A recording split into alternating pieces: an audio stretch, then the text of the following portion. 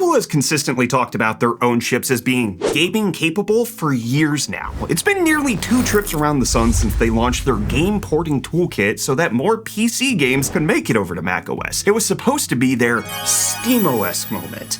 And then I keep seeing headlines that Mac gaming is finally good, or it's not as bad as you think. We even made a similar video examining gaming performance on a base model M4 MacBook Pro and pitted it against a similarly priced gaming laptop from Alienware. And while we had plenty of good things to say about Mac gaming, like how it holds its performance when on battery, but a Windows laptop will crap the bed harder than me when I had norovirus, in that video we glossed over the million problems we had to get all that gaming done. And we just tested the entry-level chip. So in today's video, we're busting out the big dogs, 2 of the beefiest computers Apple offers at this point, the Mac Studios. One is the entry-level Studio at just $2,000, while the other is the over double-priced $5,500 model. We're gonna see how Apple's priciest pewters perform printing pixels and examine just how bad gaming on macOS actually is, despite all the headlines telling you otherwise. And to do that, we're going to use the best Apple has to offer, which is over $5,000 to just get 1 terabyte of storage. So one of the main tools we use for our game testing is an external SSD to store all of our Steam games, which you should definitely check out the USB 4 version from today's video sponsor. Today's video is sponsored by Silverstone, and after becoming one of the first manufacturers to launch a USB 3.2 Gen 2x2 NVMe SSD enclosure back in 2021, Silverstone has taken its time on coming out with this round of USB 4 NVMe enclosures. Instead of rushing to get an enclosure out, Silverstone wanted to do this right. They took their time and looked at the increased performance granted by the USB 4 standard, which enables NVMe SSDs to transfer at up to 40 gigabits per second, and then they got to work. So you can guess, SSDs running fast puts out a lot of heat. And with this in mind, Silverstone has engineered an enclosure that's capable of handling the fastest SSDs without throttling in the MS1240G. If you want a fast and reliable external SSD, don't mess around with anything else. Make sure you're using a Silverstone. Grab one for yourself today via the link in the description below. Thanks to Silverstone for sponsoring. So for 2,000 smackers, in this Mac Studio, you get the most voluptuous M4 chip possible, the M4 Max. The version we have is a 14-core CPU, 36 gigs of RAM, and a 512 gig SSD. Shout out again to Silverstone for storing our games, because this certainly couldn't. And then a 32-core GPU. The M4 Max does go up to 40 cores, but we stuck with the entry-level version. But then, in the New York City studio apartment rent price studio, we get the M3 Ultra chip. Our version is the elevated one, not the cheap 4,000 smacker edition. 96 gigabytes of RAM, a 1 terabyte SSD, yes, only 1 terabyte at 5,500, and then a 32-core CPU with an 80-core GPU. The Ultra chip does start at 28 cores for the CPU and 60 cores for the graphics, but we really wanted to see what the ultimate Mac gaming experience would be. And I also just want to take a moment to rant about the $400 extra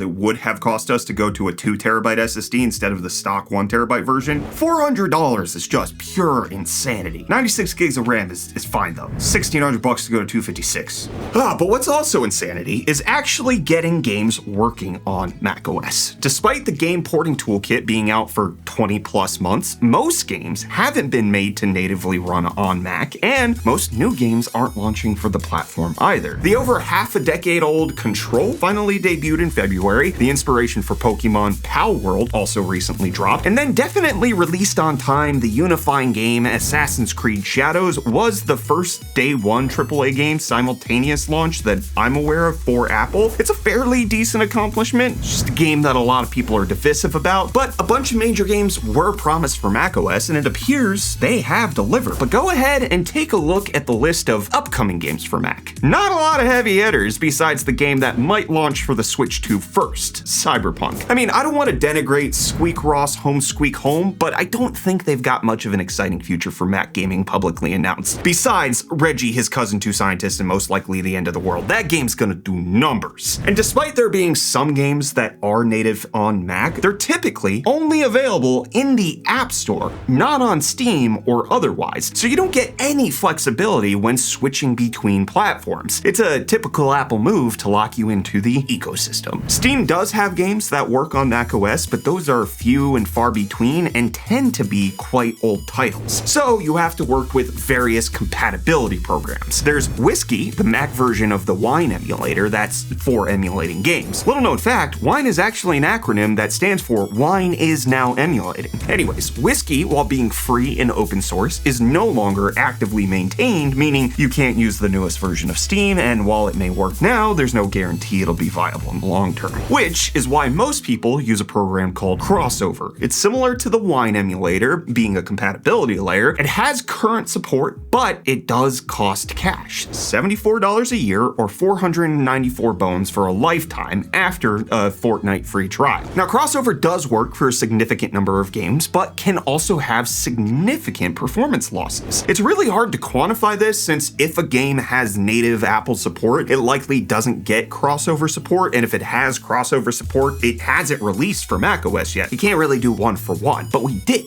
find one example we can point to here. Batman Arkham City. This 13-year-old game has both native gaming capabilities on Mac and works with Crossover. So at 1080p high setting, with the game running raw on the M4 Max chip, it ran at a decent 255 FPS and 238 on the M3 Ultra. But when put through Crossover, both chips only managed to hit 44 frames per second.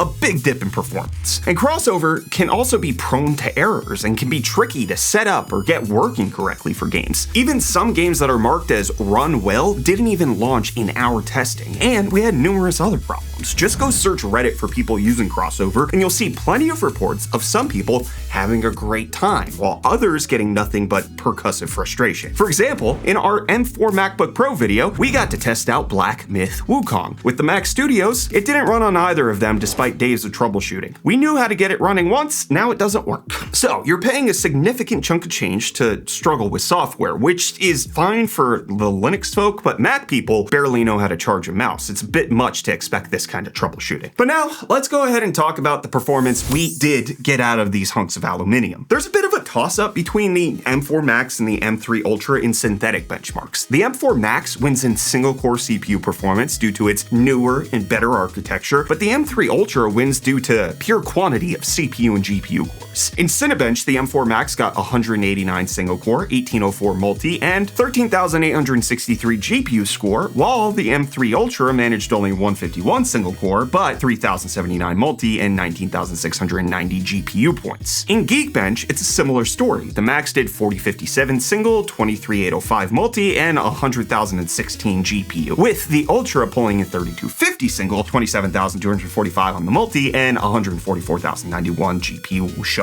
So M4 Max better single, M3 Ultra better when everything else is taken into account. But now let's turn our attention to games. We tested several natively supported games and several games utilizing Crossover. Let's start with the compatible games before going into the native ones. We have a typical benchmark suite we try to run with PCs. If you've noticed in our reviews of things like the Aya Neo 3 or other gaming PCs, we have a standardized list. And as mentioned, we struggled to get several of the normal games working this time around. Black Myth Wukong, Monster Hunter Wilds, F124, Marvel Rivals, God of War Ragnarok, Horizon Forbidden West, and Returnal were all like me after my vasectomy. They couldn't run. It got infected, I was bedbound, it was a whole mess. But here's the ones that did work. Cyberpunk got 64 FPS on the M4 Max and 60 FPS on the M3 Ultra at 1440p high settings with quality upscaling. But those numbers dropped down to just 13 and 18 frames once we turned off upscaling and turned on ray tracing. At 4K high, the Max did only 21 FPS and the Ultra managed 33. Horizon Zero Dawn ran a bit better, you know, the game that came out for the PS4 close to a decade ago. At 1080p ultimate settings, the Max did 73 while the Ultra went up to 74. At 1440p, they went for 56 and 68 FPS respectively, and at 4K, it was only 31 and 46 frames. Hitman 2 was a weird one. At 1080p high, the M4 Max managed 45 FPS, whereas the M3 Ultra only did 38. But at 1440 medium, once it was less CPU bound, the Max managed only 35 frames, while the Ultra boosted up to 49. Again though, we're looking at less than 60 FPS on a game released over 6 years ago. We also tested Counter-Strike 2, which we're showing on the screen right now, but suffice it to say, these frame rates aren't what you'd want out of a multi-$1,000 gaming machine. It's what I would expect out of my Steam Deck. But how are games that are natively supported? Shadow of the Tomb Raider, another game eligible for kindergarten, did okay, hitting 89 FPS on the M4 Max at 1440p highest settings and 135 on the M3 Ultra. It's clearly taking advantage of the higher amount of GPU cores here. And the M3 Ultra could even competently do 4K highest gaming as well with an average frame rate of 81, whereas the M4 Max was significantly lower at just 46. But the same cannot be said for the new Assassin's Creed Shadows. Now, this game does struggle on a lot of modern hardware, but it's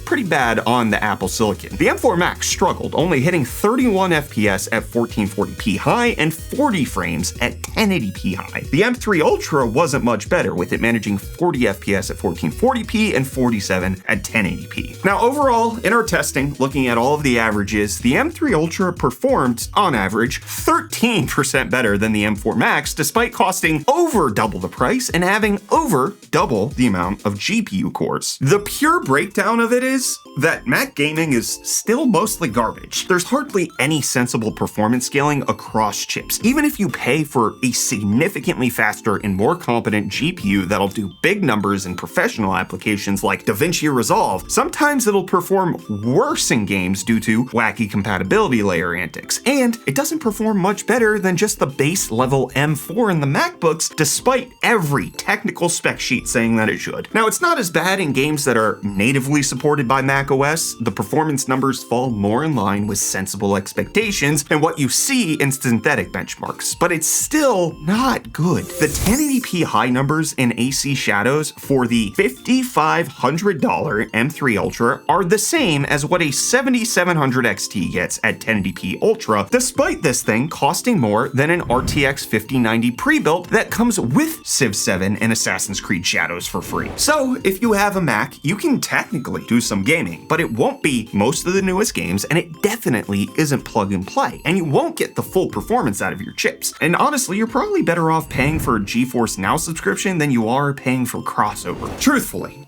I expected more out of a Mac in 2025. Apple keeps talking about gaming at their debuts of the newest Apple Silicon chips, showing off Death Stranding, talking about their Metal API and their porting toolkits, but it's really manifested in some of the most mediocre support you could imagine. It's in a worse state than Linux gaming was before the Steam Deck. But what Valve has managed to do for Linux gaming in a short 3 years shows me that software support is a matter of intentionality and effort and some dev money behind it. Apple has the cash and the user base to do some serious numbers in gaming sales, but their strategy appears to be that they don't want it to be via Steam or Epic or any other game launcher because they wouldn't get a cut of the proceeds. You either have to go through the App Store or you don't get to have an easy path to launching on macOS. It's like they want to have the lockdown console exclusivity situation where nothing is transferable while still being a personal computing device, and those ideas are antithetical. But that's Apple's way. Conform to our ecosystem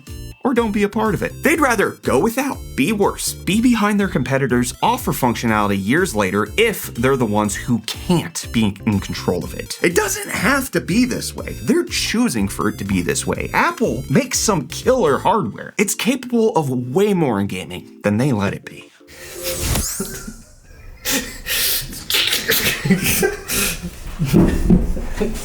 I swear, every time I say wine emulator, Linux bros cannot help themselves but to correct me in the comments. I will never stop because of that. It is too easy.